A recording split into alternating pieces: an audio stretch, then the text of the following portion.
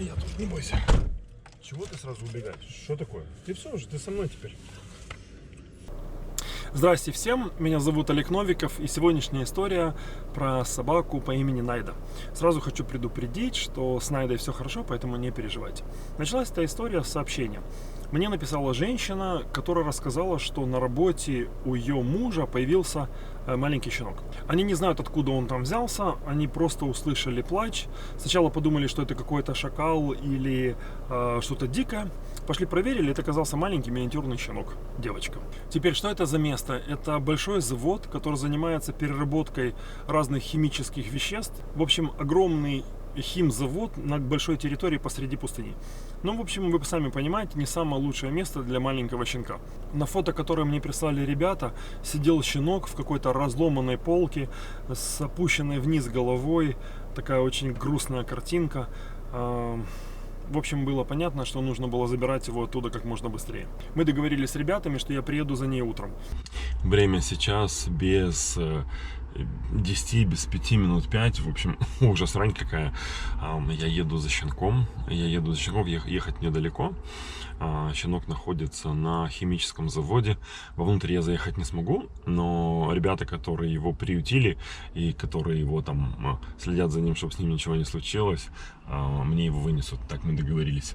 В общем, вот так. Появился он там несколько дней назад, и они ему там отгородили место и следят за ним, чтобы он там ничего, чтобы с ним ничего не случилось. Это девочка, маленький щенок, девочка. В общем, еду туда. Как рано. Как же я хочу спать. Когда я уже высплюсь, никогда это не произойдет. Все, вот такое вот у меня приключение сегодня. Едем забирать щенка. Вся переписка с ребятами велась поздно вечером. Я не очень хотел оставлять ее еще на один день, еще на одну ночь там. Во-первых, обещали дожди, а во-вторых, просто нечего ей там было делать на этом заводе. Я готов был поехать туда, но проблема была в том, что вынести собаку в ночную смену за территорию завода. Но ребята меня заверили, сказали, что собака в безопасном месте, у нее есть еда, вода, а ей не холодно. В общем, договорились, что я приеду утром, они вынесут мне собаку. Всю дорогу я ехал и думал, как такой маленький щенок мог оказаться в таком месте. В этих краях собаки, которые живут на открытой местности, в пустыне, иногда приходят в промышленные зоны за едой и уходят обратно. Может, таким образом она и пришла туда и просто осталась. Может, она пришла с взрослыми собаками и осталась. Но это только предположение. Как было на самом деле, мы не узнаем. Бездомные собаки, которые живут в пустыне на открытой местности, это вообще отдельная тема в тех краях. Я приехал на место примерно в 7:30, остановился перед въездом на территорию завода и позвонил ребятам. Алло. Доброе утро, Сережа, здравствуйте, это Олег Новиков. Как ваши дела? Я на месте, я приехал. Там, где... Да, ничего, я подожду сколько надо, не спешите. Это центральные ворота, да? Так? Все, я вас жду. Не спешите, все нормально, я буду ждать сколько нужно. Всего доброго.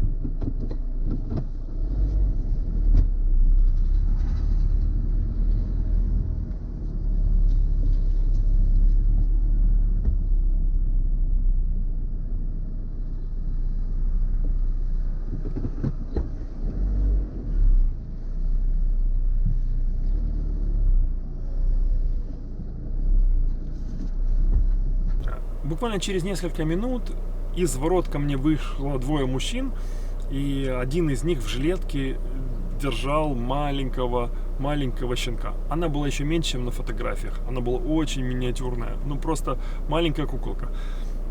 Я сказал ребятам, что они должны придумать имя, но они же ее нашли. Ребята сказали, что звали ее Найда. Я сказал, Найда так Найда, хорошее имя, пусть будет Найда.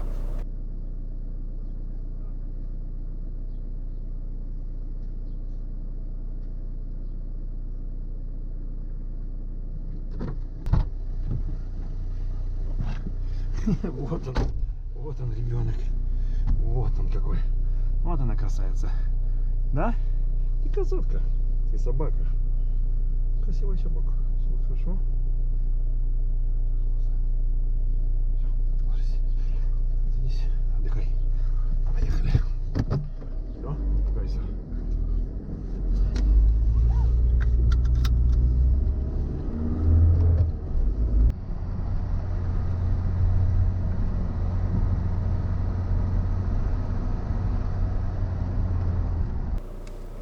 Я дал малышке еды и воды, давал еду маленькими порциями, чтобы ей не стало плохо.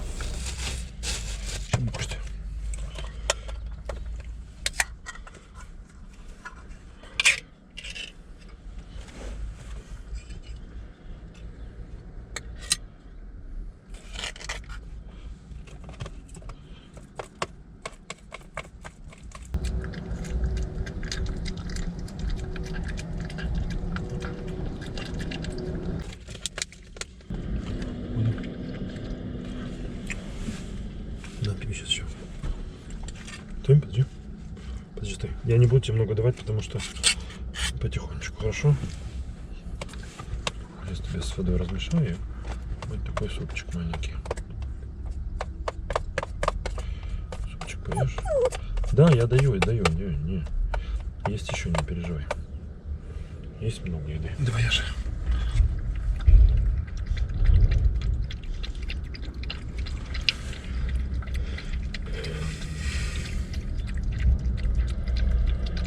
Все, ты кусочек дай. Что, наелась? Дай, ты кусочек. Молодец. Ты хорошая девочка. Умница. Все съела? Все. Я потом тебе дам еще, пока хватит. Чтобы тебе не было плохо. Хорошо? Я потом тебе еще покормлю. Все. Сейчас. Вот сейчас ты будешь спадки. Все. Ложись и отдыхай. Договорились?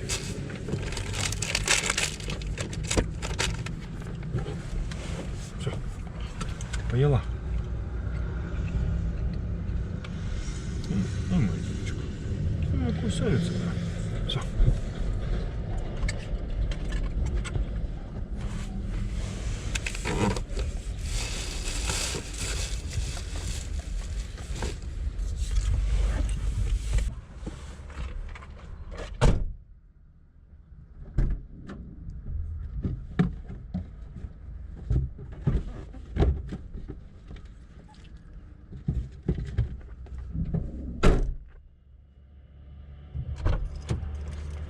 Я тут, не бойся. Чего ты сразу убегаешь? Что такое? Ты все уже, ты со мной теперь. Вот такой вот ребенок. Покушали, дал ей чуть поесть. Не даю ей много, потому что не знаю, как она будет реагировать. Ехать нам еще... Ой, не бойся. Ехать нам еще долго. Она пахнет химикатами. У нее морда перепачкана какой-то ерундой. Да? Ты пахнешь, как будто бы ты жила на заводе на химическом. Ну, ты так и жила на заводе химическом, да, девушка? С чем меня кусаешь? Ну, такой вот ребенок. Все.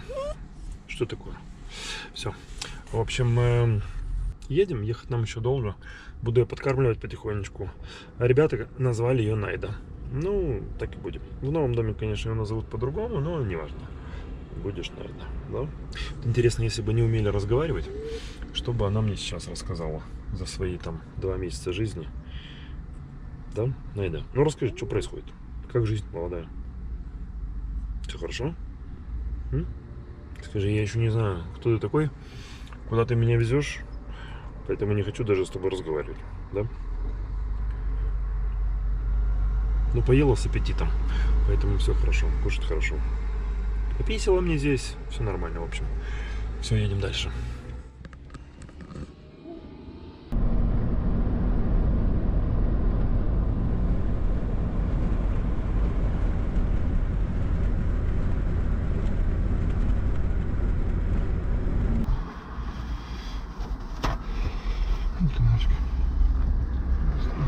Ой, Господи. Я же постелил тебе бумагу специально. Нет, тебе надо было стошниться обязательно мимо моего кресла. Ну что мне с тобой делать? А, скажи мне. Я же постелил тебе специальную бумажку. Надо, я знаю, что делать. Надо собрать всех тошнотиков, которые были.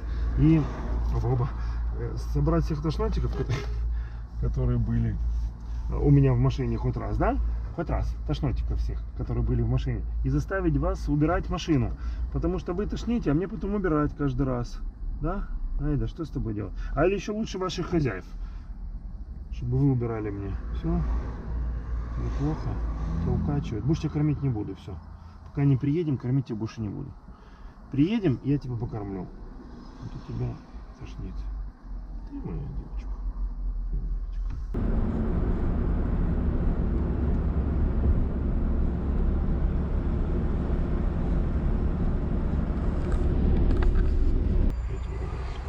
Сейчас отдохнем чуть-чуть, мы уже почти приехали, все будет хорошо. Да? Вот.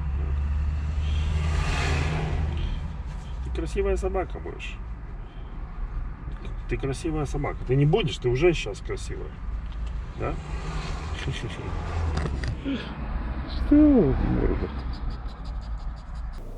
Перед тем, как приехать в приют, я остановился фотографировать Найду. Нам нужны были качественные фотографии для рекламы. Хотелось как можно быстрее начинать искать ей семью и любящий дом.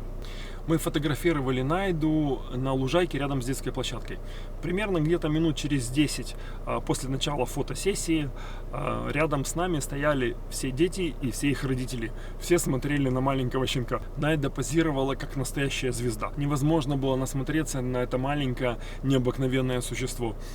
Где-то примерно часа через 4 мы только доехали до приюта Гильбоа. Это была очень долгая дорога. Все дороги были забиты. Сидим мы в офисе приюта. Это такая небольшая комната. И каждый, кто заходит, говорил одно и то же. Все такие: вышел, какие-то химикаты здесь разлили. Это происходило потому, что от Найды очень сильно пахло химикатами. Очень сильно. Мы не стали купать ее в первый день, потому что побоялись, что вся эта гадость шерсти попадет на кожу и будет еще хуже.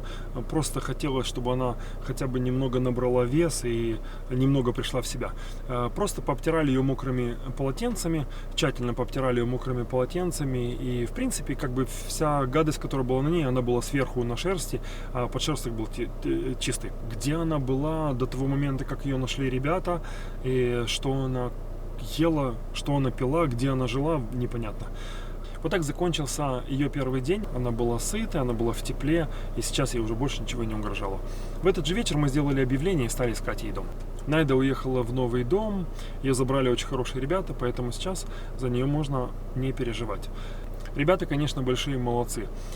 Так получилось, что через какое-то время, после того, как она уже жила в новом доме, ей стало плохо. Высокая температура, плохой анализ крови, она не пила, у нее было обезвоживание. Я думаю, что нахождение на химическом заводе все-таки дало о себе знать. Не место это для маленького щенка. Конечно, для них это был очень тяжелый период времени. Лечили ее уколами, не спали, поили ее из пипетки. Но, к счастью, все закончилось хорошо, они молодцы. Сейчас с малышкой Найдой все хорошо. Ну, в общем, все как должно быть у собаки. Подушка, еда, любящие хозяева. Сейчас у нее другое имя. Зовут ее Дейзи. И весит она сейчас 12 килограмм. Вообще, конечно, если честно, если бы я ее увидел на улице, я бы никогда ее не узнал, потому что я был уверен, что она будет маленькая. Я не думал, что она вырастет в такую длиннушку. У нее очень длинные лапы. Она вообще очень красивая, высокая собака. Кто бы мог подумать. В общем, все у нее хорошо. Я хочу сказать огромное спасибо всем тем, кто принимал участие в этой истории. Ребятам, которые ее нашли, Наташа и Сергей, ребятам на заводе, которые следили за ней, чтобы с ней ничего не случилось, приюту Гильбоа за то, что взяли малышку под свою опеку, кормили, ухаживали за ней. Ребята в приюте работают очень тяжело. Они стараются сделать максимально комфортные условия для зверят, для того, чтобы они чувствовали себя как дома. И это очень тяжелая работа. И, конечно же, новой семье, хозяйке Ларисе, за заботу и за бессонные ночи. Спасибо за то, что вы заботитесь о малышке. Вот так общими усилиями еще один звереныш нашел себе новый дом. Конечно, это капля в море на фоне того, что происходит вокруг. И, может быть, кто-то скажет, что это всего лишь еще один щенок. Может быть, это так и есть. Но просто вдумайтесь на секунду. Мы вместе изменили целый мир для этого маленького детеныша. И она не будет прятаться по каким-то мусоркам и голодать. Вот так закончилась эта история. История про маленькую Найду. А на сегодня все. Будьте хорошими людьми настолько, насколько это возможно. Удачи всем, берегите себя. Всем пока.